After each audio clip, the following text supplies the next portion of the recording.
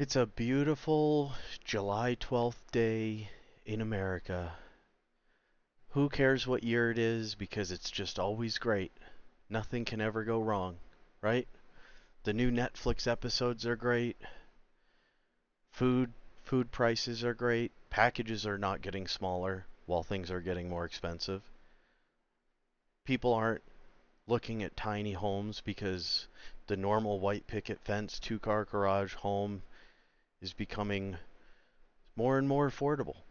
Private equity is not entering the residential housing market in America. So the government is doing a great job at ensuring that our quality of life stays the same. And that's why I think it's so great that Congress has a 10% approval rating but a 90% reelection rating because they're doing such a great job. I mean, I'm not sure why there's only a 10% approval rating because again, they are just doing a bang up job. But for some unexplicable reason, there's people in America that don't feel like their quality of life is improving. They feel like it's going down. The best place in the world, America, the dream everyone has to come here, which by the way has been made a lot easier with the open borders. They don't want you to have a closed labor market where the people in the nation, the citizens, have access to the labor market, asymmetrical access to the labor market, and therefore can demand that they're given compensation for the value that they provide the company that they go to work for and do things for every day. Dedicate a large portion of their life. A third of your life is dedicated toward work. A third of your workday, at least, is dedicated toward work. Out of those 8-hour blocks, one where you sleep, the other where you try to do stuff that is relevant to you, and then the other 8 hours that you give your employer. How audacious of you to think that you deserve some sort of value that then you can go use to pursue life, liberty, and happiness in this country. The audacity you have to think that you deserve that is egregious and needs to be stopped. And this is why we've opened the borders to allow open, unrestricted access so that people who in China would be making 10 cents a day for making beautiful, high quality iPhones can come to America and work for $10 an hour, even though you can't afford to do that, so that you must compete with them. It's good for you. It's good for you, and you should continue to vote for these people. You should continue to re-elect these people with low approval ratings, because if you don't, you're a bad citizen. It seems that the people in those positions would do well to read the Constitution.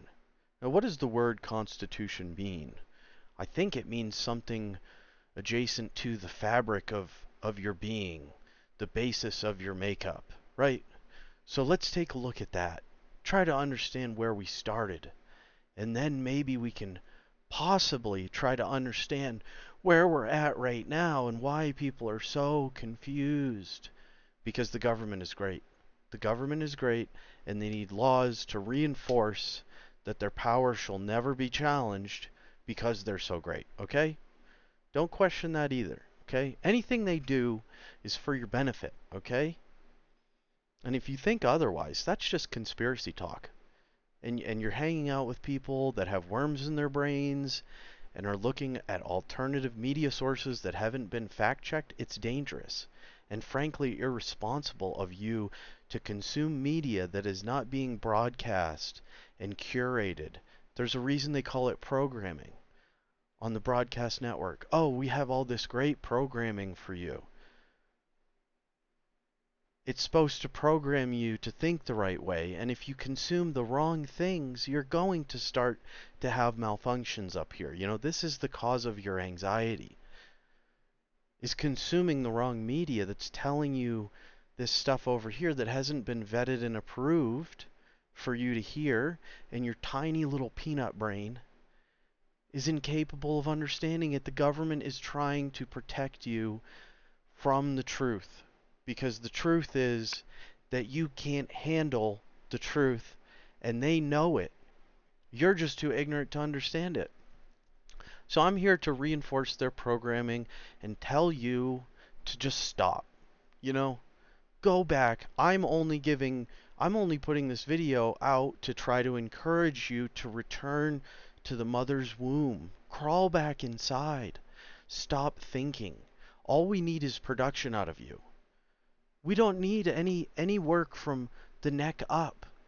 You know, we've got that handled up in the upper echelons. We'll take care of the thinking, right? We just need bodies and hands to go make things because we don't want to do that.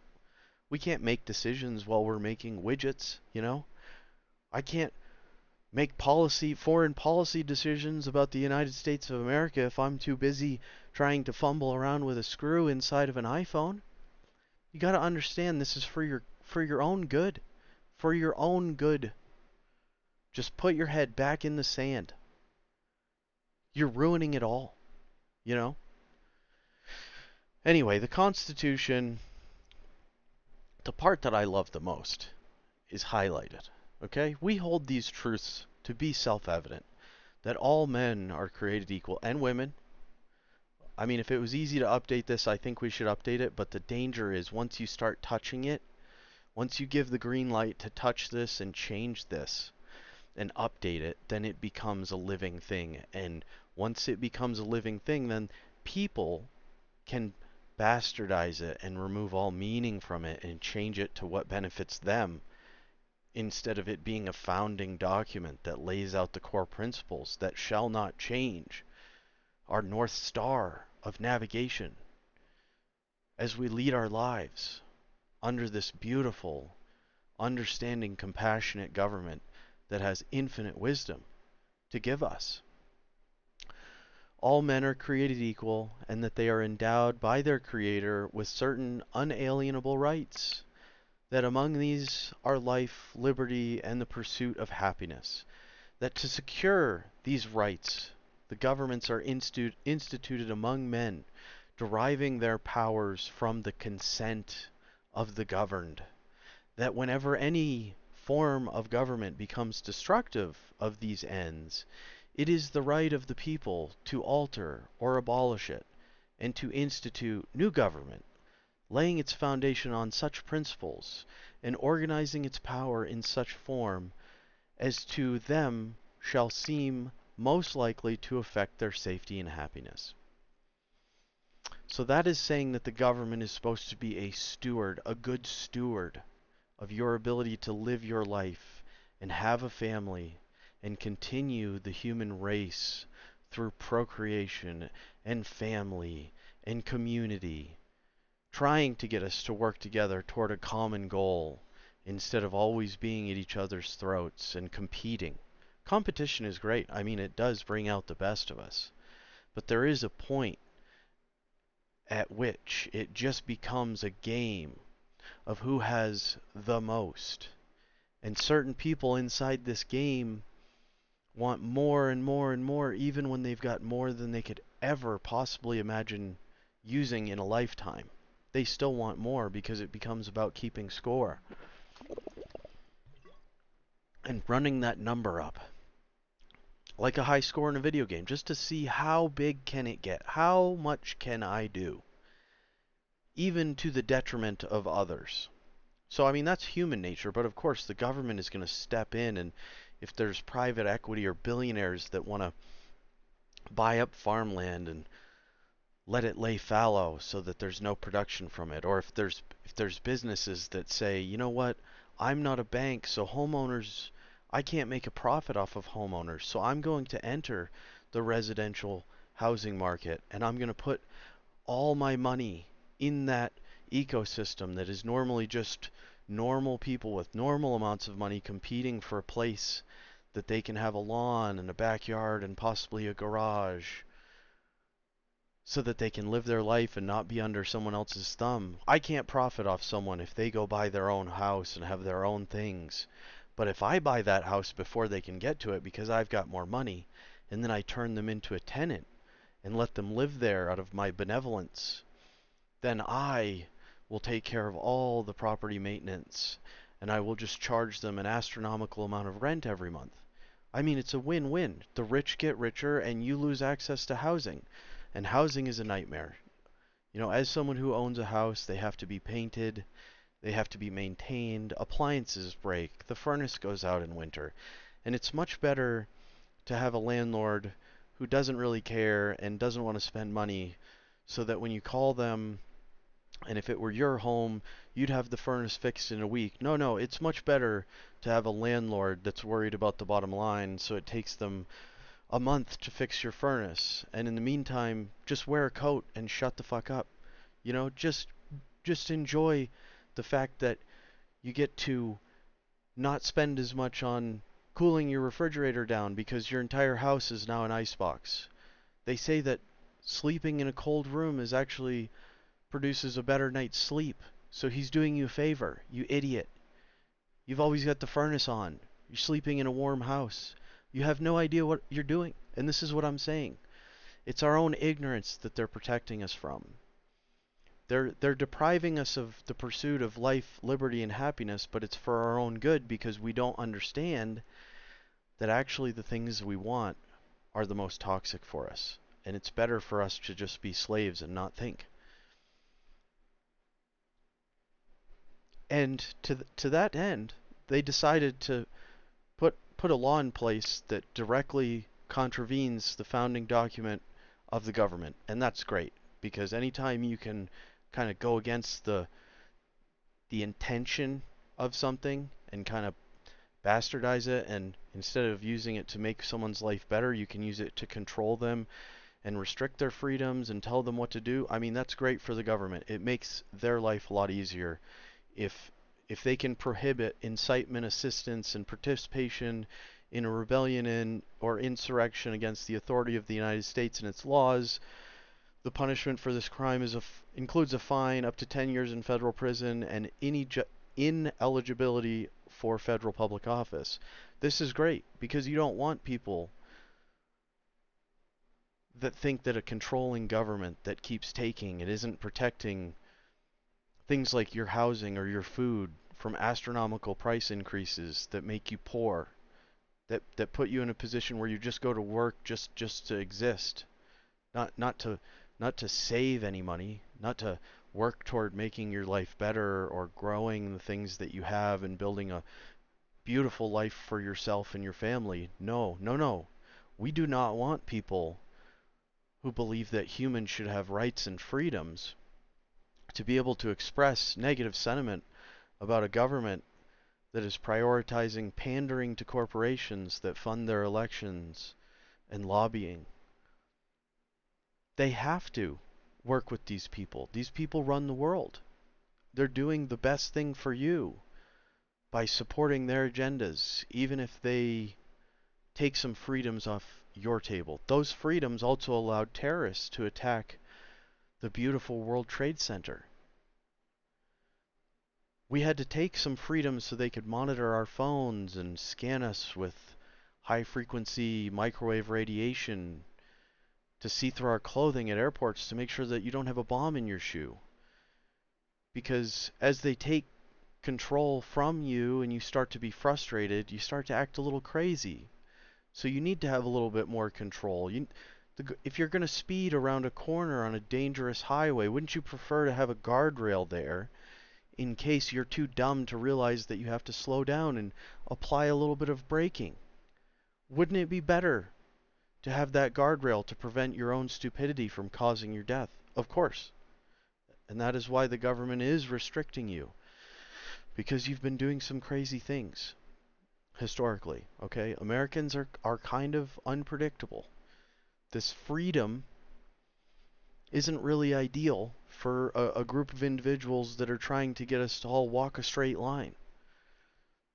You go to your education, your formal education, and it teaches you what the prison system is like, so that you know what's going to happen if you disobey. You're going to go back to school to get re-educated, so that where it didn't work the first time, we'll lock you up in this place and then do it again and educate you. And maybe the trauma that you've experienced inside is going to make you fearful which is great. We want fearful.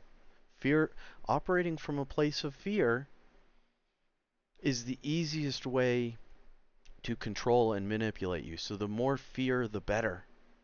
And this is why the government has been pushing fear, because it's good for you.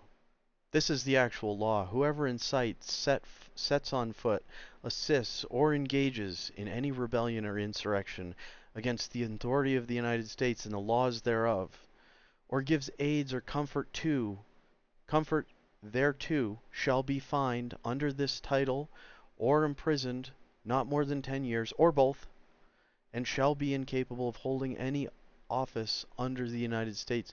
This is good. We don't want these people getting assistance, even if they recognize that this government has started to creep into territories that they were never intended to be in. Abortion, for example, is a perfect example. For a long time, I wondered why this was always the discussion that we have every election cycle. It's like, okay, if you believe that people should have access to it, why don't you just get your nose out of it?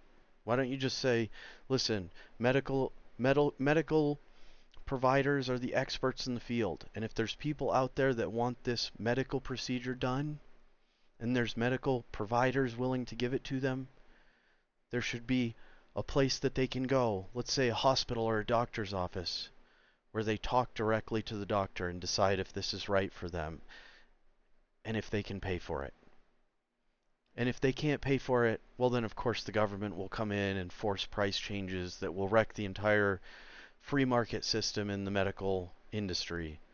And then the medical industry will just push prices otherwhere, and suddenly now an x-ray costs $3,000 because abortions are free. This is great. But it shows that the government doesn't really want to allow you to be free. They have a vested interest in your children, because your children are the future citizens of their nation. So if that's their perspective, then they don't want you to get an abortion, because we need people in the system to continue it. As people age, they need to be replaced. As people retire, people need to graduate high school and college and enter the workforce, because those people are now drawing Social Security. So we need people paying into it to support that.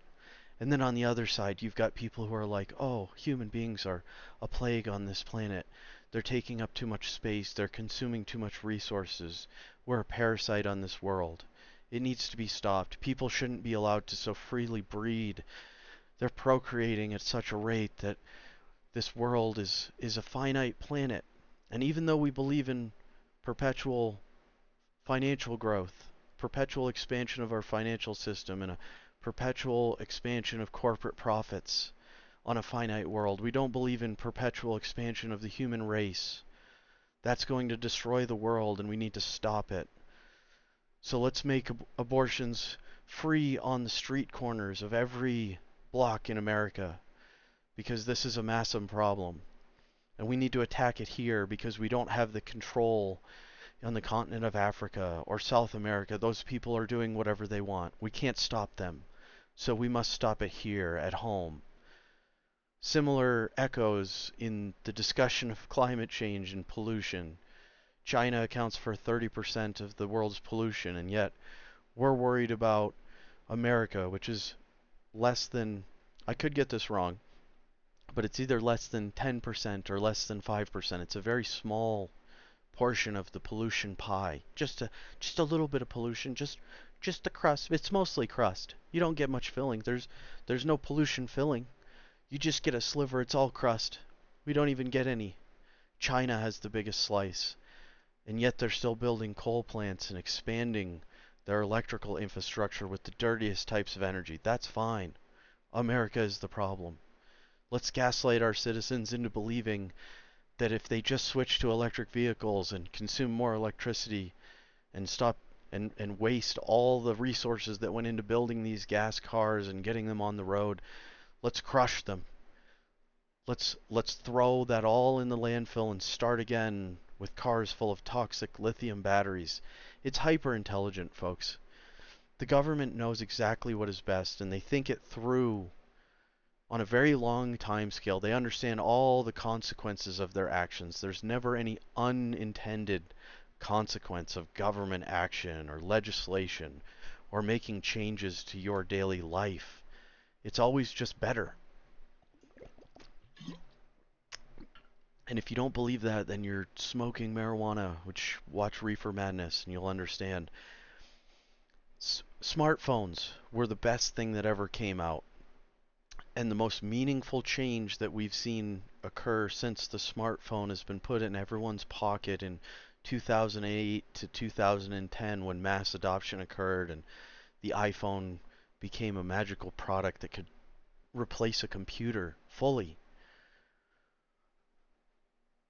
We finally achieved the increase in depression that we've been trying for so long, and we just couldn't get people depressed without technology. But with the advent of the smartphone and technology, we've been able to roll this out and bombard, especially young people. The black line is 12 to 17-year-olds, and the blue line is 18 to 25-year-olds. So the best time to get young people depressed is immediately.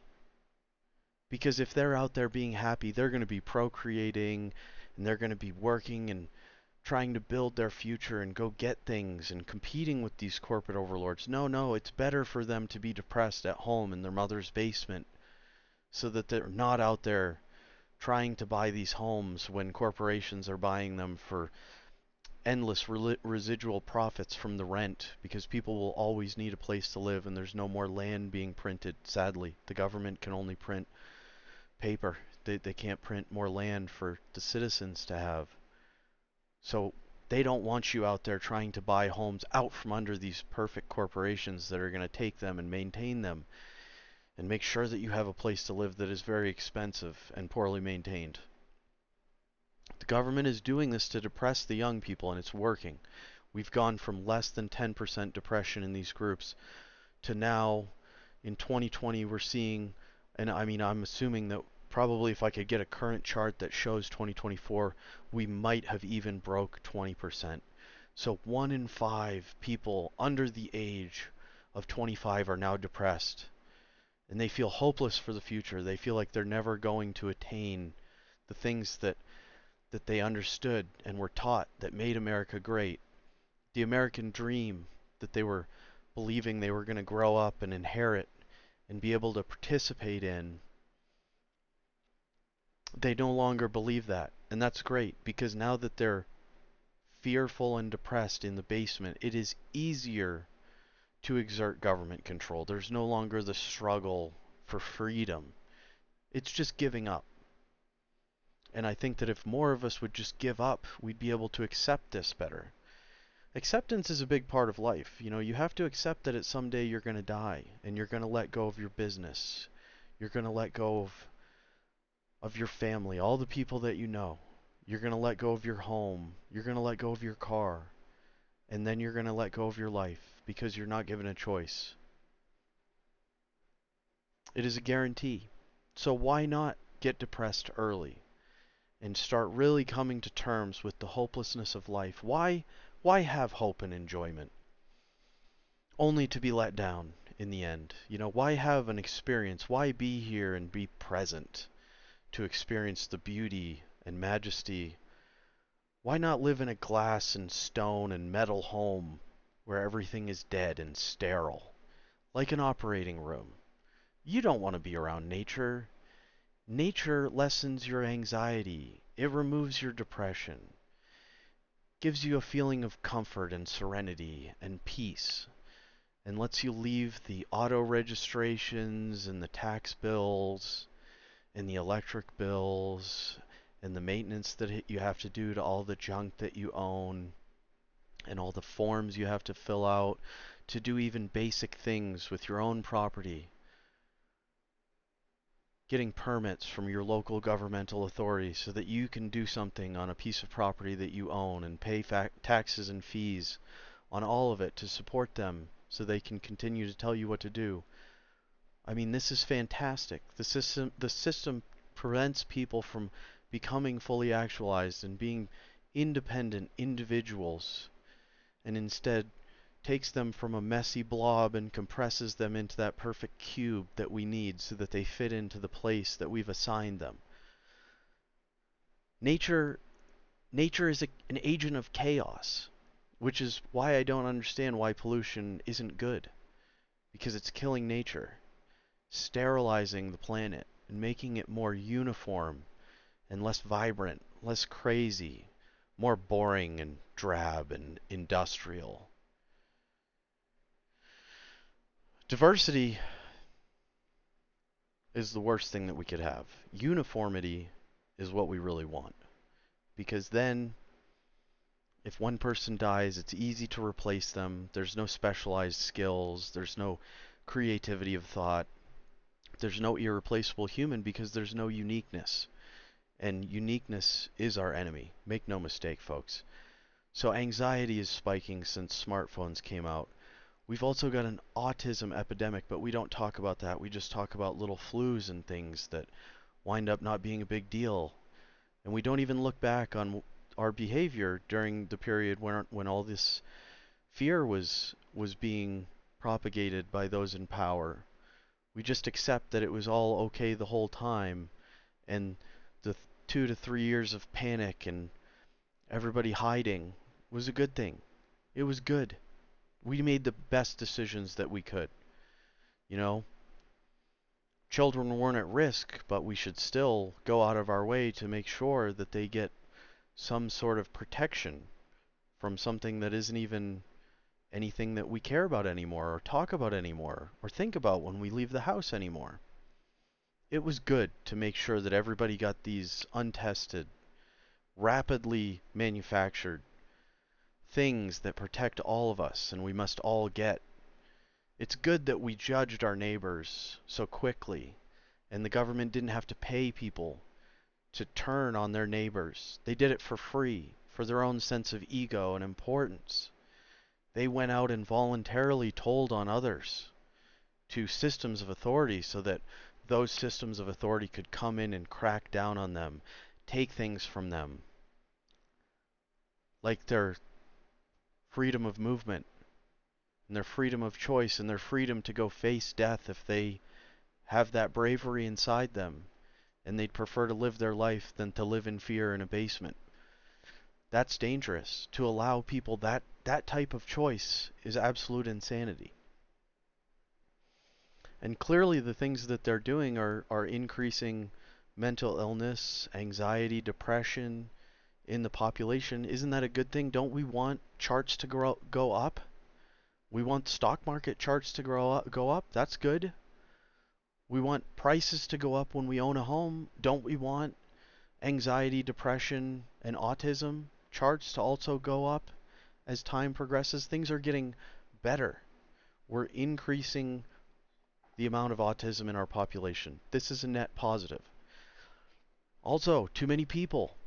What better way to fix that than to increase the peaks of suicide rates in people at an early age?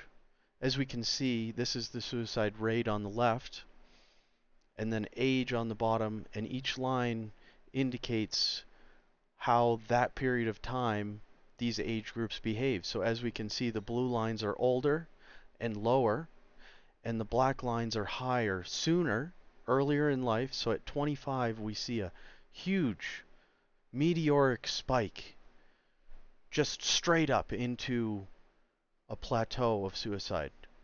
The charts are getting better. The charts are going up. This is what we want. The government is doing such a great job at making your grocery packaging smaller and the prices higher, and the house size is smaller but the price is higher.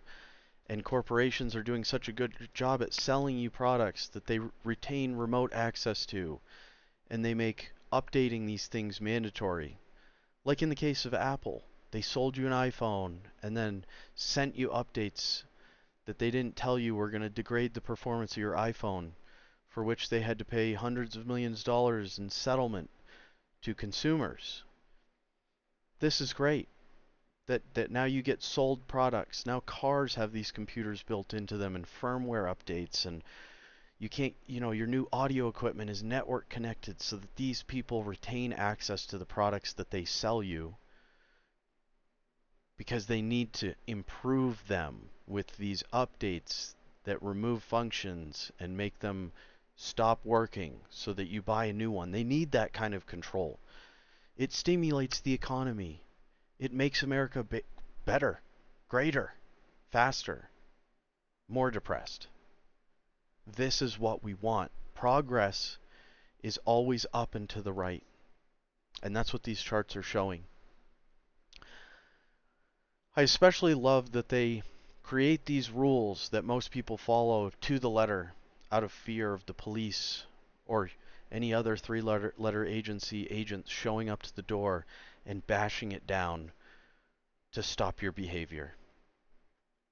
That's good. Even though the Bill of Rights says that your personal property will not be invaded without due process, these agencies that bash the door down and then claim that if they get shot it's your fault and you're a bad person, they needed to break in to stop you from doing what someone else told them you were doing over the phone. It's a net positive for society. You shouldn't lock your door. It's your fault, okay? And if more people would just understand and open their arms for the big government hug, the big bear hug from the government. I choose the bear. We all choose the bear. No one likes other humans. They all need to be controlled. It's too messy to allow people to do what they want. It's better to have a God figure that controls everybody, like a government, like a big government daddy up on a hill, a Capitol Hill, where they can exert absolute control and prevent that type of messiness. No one likes traffic, right? That's messy. Wouldn't it be nice if the government could just prevent people that were bad drivers from driving? Maybe we need to get more strict in order to get more quality of life. If the government continues to restrict our ability to do the things that we want, yes, the responsible people will also have to listen. But those irresponsible people who are out there smoking crack and leaving laptops full of data from Ukraine when they were on the board of directors for a natural gas company while relaying information to their father, who was the vice president of the United States. I mean, we need to control people like that. They can't be out there leaving this data that could compromise a political family and lessen the control or provide an avenue for people to start to see cracks in the system and start to ask questions. Wait, why is this going on? Why does it seem like there is such a crossover from the public sector into the for-profit private sector, where there seems to be symbiotic relationships formed between those who create the laws and those who make the money, so that those who make the money can make money without the laws getting in the way of increasing their profits. They need more profit or they're going to die. Do you want to murder these corporations that we all love and we worship their logos and their products? You don't want that to go away. You're going to wind up in the woods without an iPhone, in a log cabin, by a stream, with a vegetable garden and cows and goats and chickens. You're going to have all the things that you need to live your life. Access to food and water and shelter and peace. How can you be governed if you put yourself in this situation?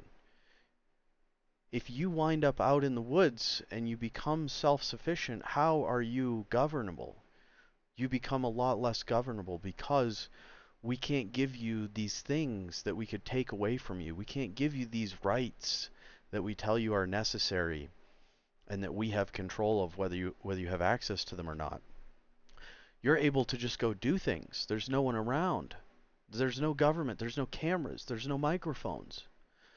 None of this technology that's used as a way to scale up their systems of control and expand the reach of these systems of control from just your local area, right, to the people around you. If you want to control people, you need to be near them. This is why cities were great. Much easier to control people. Now we don't need people in cities to control them. Now we can reach out and touch you in your pocket at an instant. So we can spread out a little bit. But we need that control to continue. Because if we lose that control, then what purpose does the government serve? Why do they need these bloated organizations that tell you how to live your life? Why do they need these many systems of taxes to extract money from the work that you do while they do nothing, and then send that money they take from you into other countries and parts of the world instead of helping the citizens that generated this revenue for them? They'll no longer be able to do that. They'll no longer be able to militarily police the entire world, and also not just make sure that Americans aren't doing anything they don't like, but making sure that the rest of the world is also not doing things that they don't like for fear of their internal governments being destabilized and overthrown and replaced with proxy governments that are more sympathetic to the needs and wants of the United States and the beautiful leaders that we have here who make sure that we're safe and protected. And we don't have too much, because that's also bad. It can be overindulgence, as we know. You shouldn't eat too many cupcakes, and you shouldn't have too much freedom. The government protects you from yourself and your own greediness, your own sinful nature. They keep you honest, because otherwise you would just be a filthy liar, doing whatever you want. And yet, there's people who are allowed to put videos up that have a different opinion. And so it creates confusion. And then we wonder why people are so out of sorts. They don't know what to do. They don't know who they are. They don't know why the system wants to control them exactly, but it definitely does. And you don't really need to understand it. You just need to obey. You need to obey. You need to keep voting for these people. And you need to stop working on bettering yourself. You need to continue with the whole thing that we seem to be doing where we're not doing much. Everybody's frustrated. A lot of people are frustrated. I'm not frustrated. I love it. I think this is great. But some people are frustrated and they're angry, and again, guns are the problem according to the government, but yet there's a sense of hopelessness in the population to the point where certain people get to the point where they want to cause as much harm to other people that they can, because they feel like other people are screwing them over and preventing them from being self-actualized and living their dreams. So they choose to go out and harm a group of people and then to harm themselves, because they're so hopeless that they don't see the point of continuing to live and work and try and create a better future. There's just no point. Why not just end it with a statement? Guns are the problem, though. Not that. That's why we keep talking about gun control. Is because, back in the old days we didn't have guns, supposedly. So the guns are new and they're the problems, not a shift in attitude and mental state for the US population. But we should keep re-electing them, because if you can't come up with a plan and know that it's perfect, then you should continue to do nothing. Because for the government, it's easier to hit a stationary target. Stationary target is easiest for anyone to hit, by the way. A moving target becomes more difficult. So if you were to start to think about your life and say, well, I don't know exactly what I can do to change, but I know that I'm not going to do nothing. I'm going to come up with a plan. If I'm not happy with my wages, maybe I'll go start a business, which is easier than most people think, by the way. You just go on the state website. You register your LLC. The corporate formation documents are very easy. You don't need a lawyer. You can just do this via most states' websites. You can form an LLC, an S Corp, or a C Corp. And then you can contact an insurance agency if that type of business requires insurance. You can get insurance, and then you can go out and find business and do work and get the actual value of your skills from a customer, instead of going through an employer who wants to pay you $20 an hour while billing the customer $150 an hour for your work. That's one thing that you could do. but you shouldn't. If you're unhappy with the way that your local politicians are representing you, you could become a part of the board of trustees. Or if you're not happy with the way that housing is going in your area, you could get on the planning and zoning board. These are also easy processes. Maybe you can't fix the world, but if you have a problem, you could start to think about little incremental changes that you could make, small things that you could do, but you shouldn't, because then you become a moving target and you start changing what you're doing. It's better to just complain and stay where you're at and do nothing. If you can't afford a house, you could build a van out, even though that's ridiculous and you should be able to afford a house. But if you can't, you could build a van out and you could live out of a van and get out from underneath all the bills that you have to pay to live in an apartment or a home, the utilities, all these things. If you're unhappy with that, you could find freedom potentially in doing something different. And none of these things are perfect solutions. Any solution you come up with is going to be a trade. Any decision you make, any changes you make are going to be a trade. You're going to give this to get that. Nothing is a perfect net gain. You can't make changes and not lose something to gain something, right? So if you're thinking about your decisions, about becoming involved in politics because you're not happy with the way those who are currently involved in politics are running things, yes, you'll have to make changes to your life. It might be difficult. It might be scary, and you shouldn't do it, but you could do it, and even though it's not a perfect solution that's going to fix things overnight, you make a plan and you start to do something about it. And as you start to do something about it, maybe you realize that this wasn't exactly what you should do, and you make small incremental changes. Maybe the business you start is not exactly what you want, so you just change the name of it and refocus the direction of it and continue working. You continue your forward progress. But you shouldn't do that. You shouldn't make changes.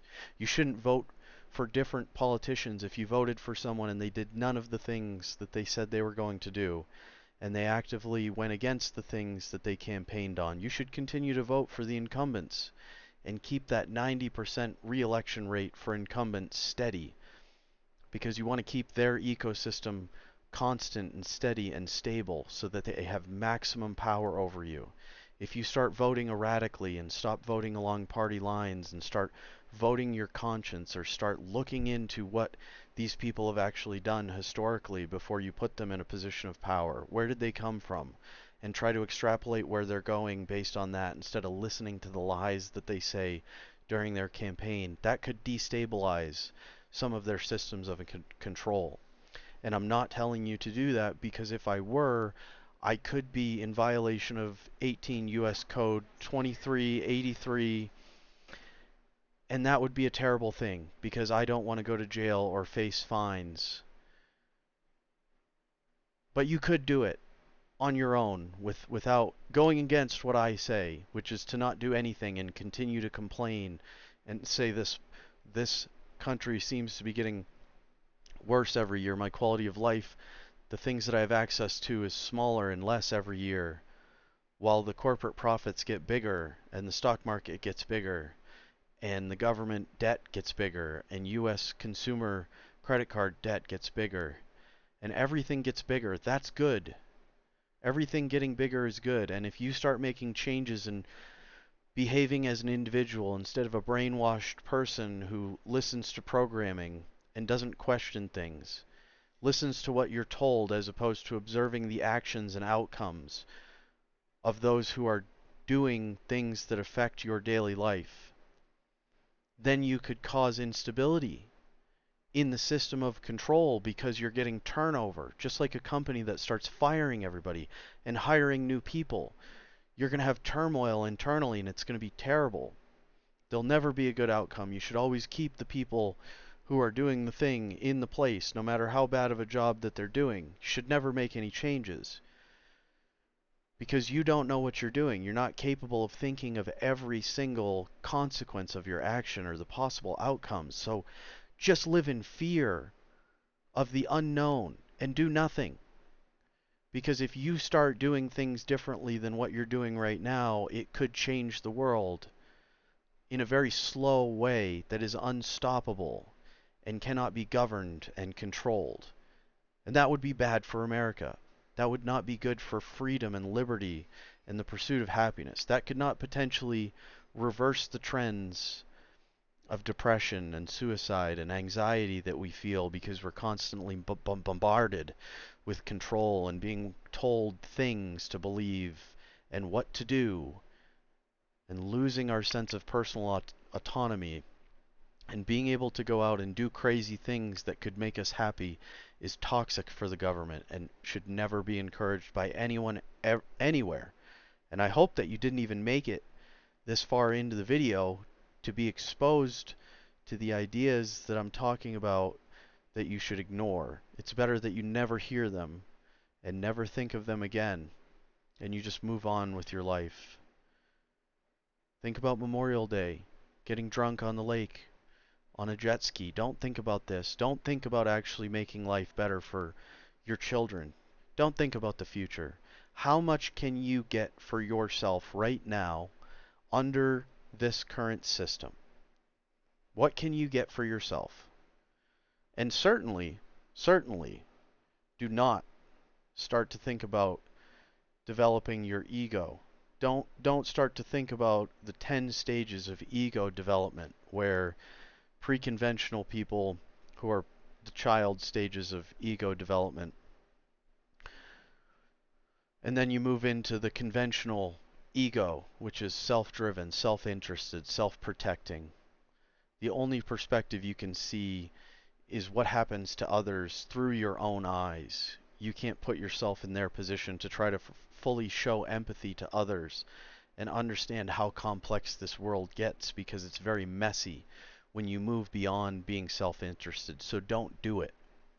Just think about yourself and how much you can get. By the way, like, subscribe, comment, send me money, because I'm also trying to get as much as I can out of the corpse of America as we ride the tailwinds of greatness. Just try to extract as much value as you can out of the system. Bleed it dry and give nothing back. Don't take blood from it or sustenance in some way and then feed it to continue it on. No, just take. This is America, and this is what we should do. We should just be in the conventional stage where we are thinking only of ourselves, or if we think of others, we think about them through our own eyes. If you're in a room with 4 people, 2 fathers and 2 sons, and the 2 fathers are holding a gun pointed at each other, and one of them pulls the trigger, one son is going to look at the father that is still alive, as evil for killing his father. And the other son is going to think, I'm so lucky to have a father that's able to protect me and himself, and we're both still alive and together.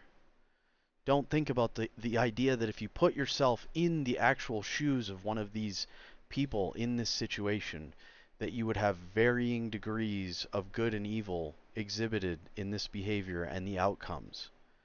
Don't try to rationalize it, and understand that this is a place of suffering.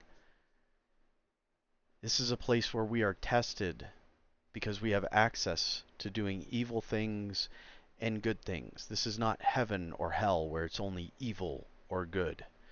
This is a place where you have access to both, and you may make decisions to lean into one or the other. And if you really start to think from outside your perspective, you leave this conventional place where you're selfish and you can be controlled by fear, and your understanding of how human interaction works is very one-dimensional and simple to explain. It's easy for you to form concrete decisions about what things are good and what things are bad. Abortion is good, but killing inmates who have done horrible things is bad. The death penalty is bad and evil. But killing, as long as it's someone who doesn't want a child under those circumstances, it's good. Life is not black and white. So don't think about the dichotomy of our actions. Don't think about party line voting being contradictory. Don't think about the fact that the left wants big government but small military, and the right wants big military but smaller government. Those are the same things, but don't think about that because it gets confusing. And then your hard line black and white, yes and no, bad and good, evil and good, those lines start to get blurry and you start to see gray.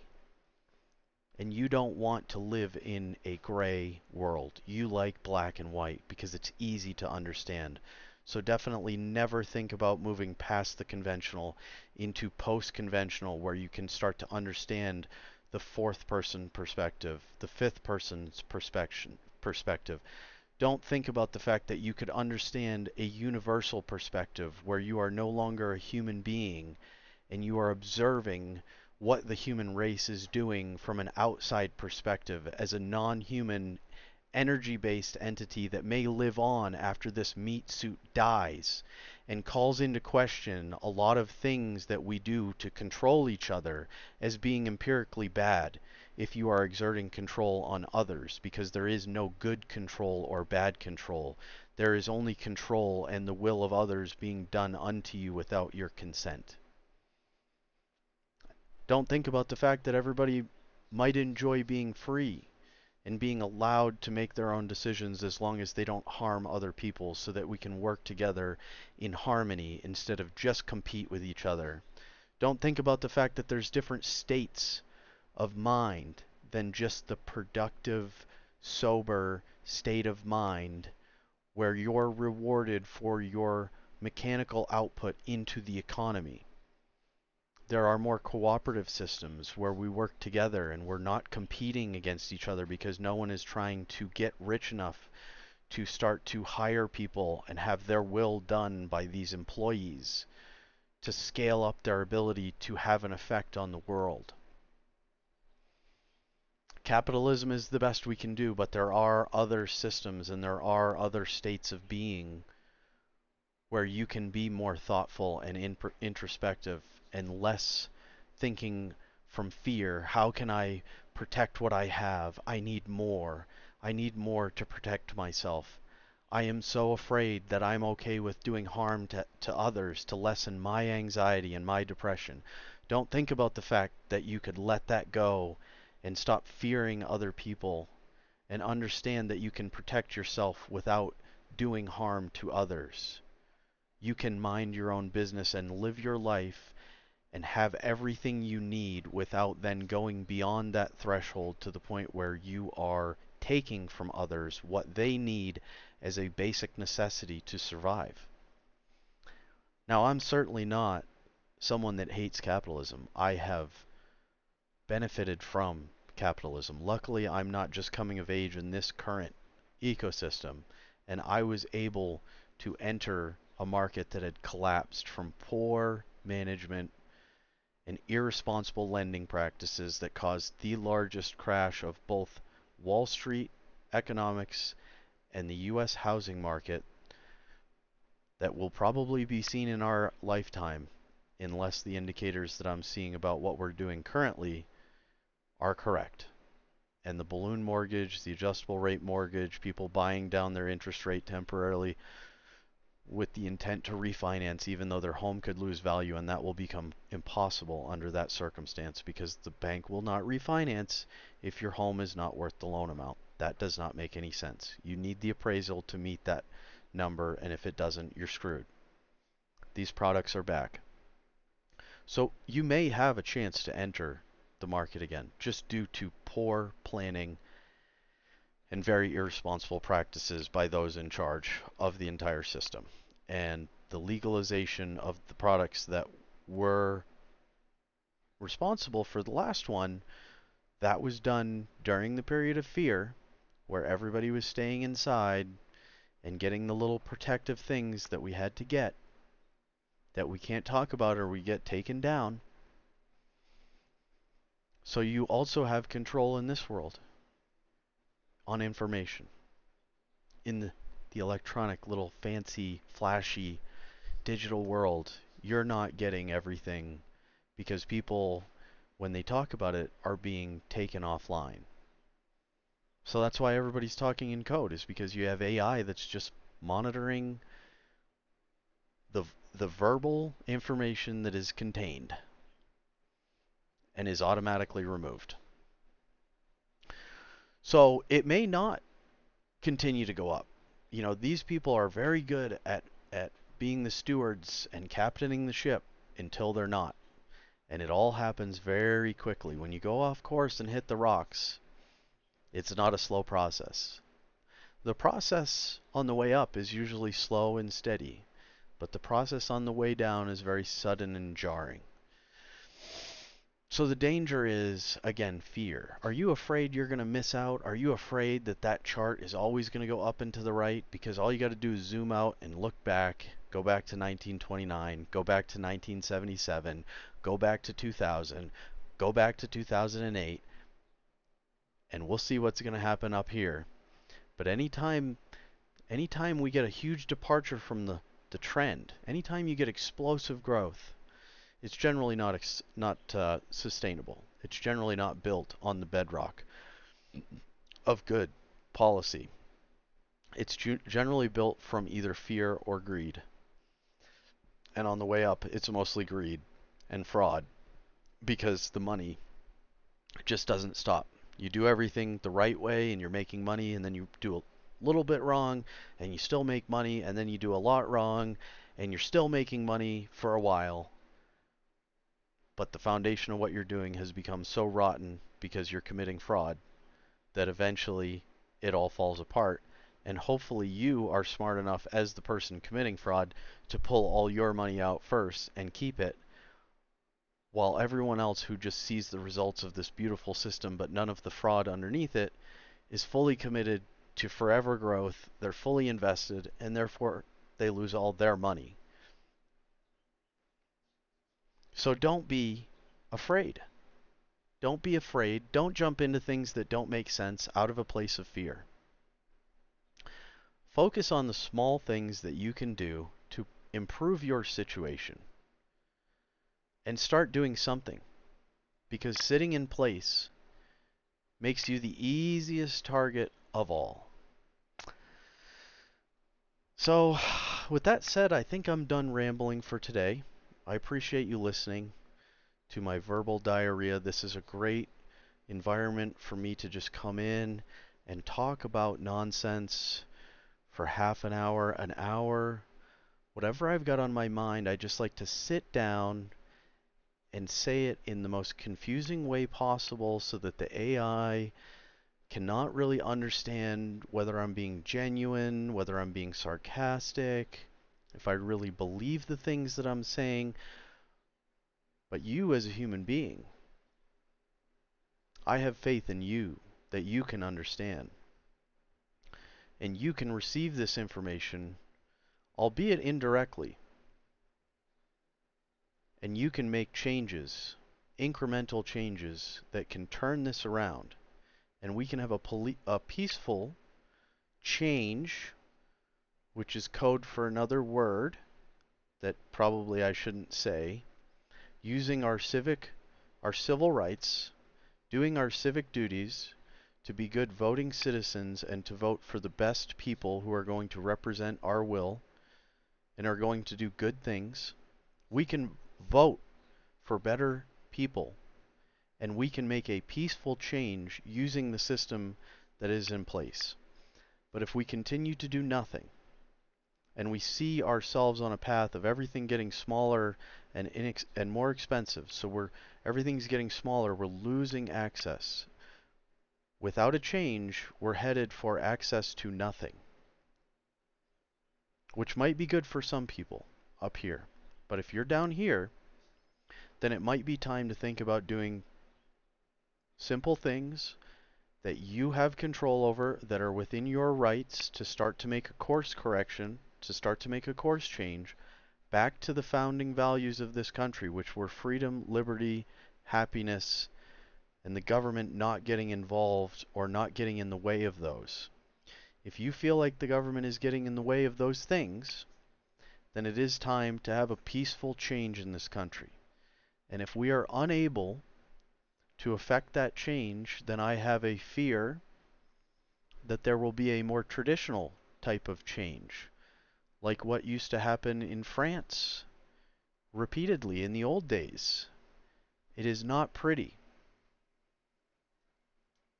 And while I think that if you're responsible, you are also at a low level preparing for the worst outcome, we certainly do not want the worst outcome, where we move beyond the ability to fix these problems using our words and we switch to another tactic which is much less pleasant.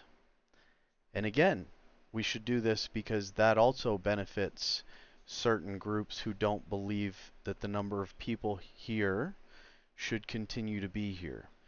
So be cautious of warmongers, foreign or domestic. Talk to your neighbors, not through social media, because the other thing that's on social media is something called bot farms.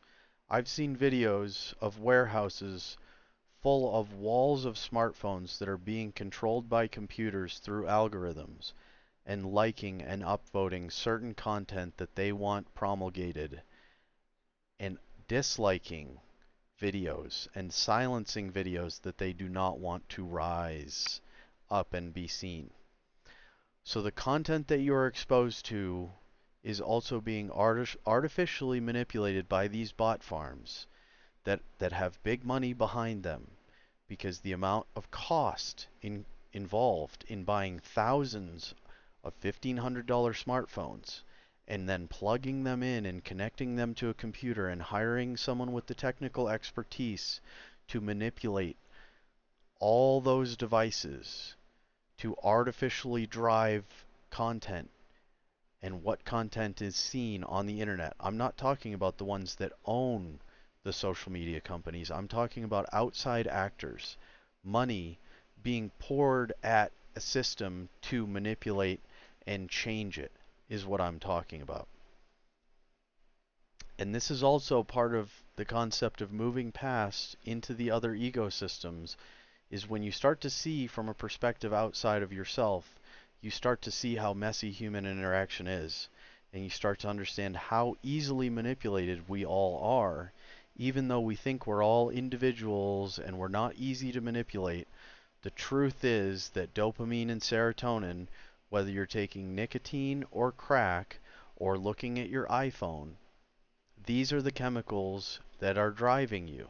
And if you have positive experiences with drugs or information or devices or other things that you own, even like vehicles, these can mentally change you. You walk into a grocery store and the lighting and the music and the location of products on shelves and everything is designed to put you in a state of purchasing. So if you really believe that you're not easily manipulated, the first step would be to understand that you are. And the easiest way to understand that is to observe the behavior of others who are being manipulated and see it in real time. As ideas change, as thoughts change, as completely new concepts are introduced to society and undergo mass adoption, understand how these massive changes and shifts in the mentality of large groups of people are affected. Understand that statistics are a thing, and while the behavior of one individual is hard to predict, the behavior of groups is easily predictable through statistics. That is scientific evidence that as groups, we are easily to manipulate, and as individuals with individual thoughts, we become unpredictable, ungovernable, and harder to manipulate.